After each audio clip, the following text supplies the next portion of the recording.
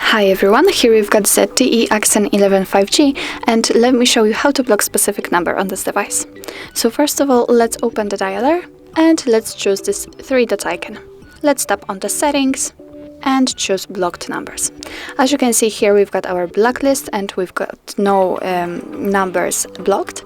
If you want, you can activate this unknown feature. It means that your device will block calls from unidentified callers. In order to turn it on, just tap on the switcher and let me show you how to add a number.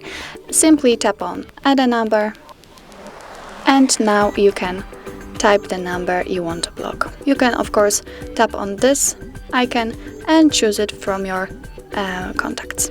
Click on block if you're ready, and as you can see, it immediately appears on your blacklist, and from now on you won't receive any incoming calls or text messages from that number.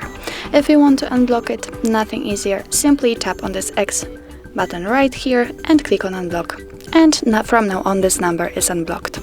So that's all. This is how to block specific number in your ZTE Axon 11 5G. Thank you so much for watching. If you find that this video was helpful, please hit the subscribe button and leave the thumbs up.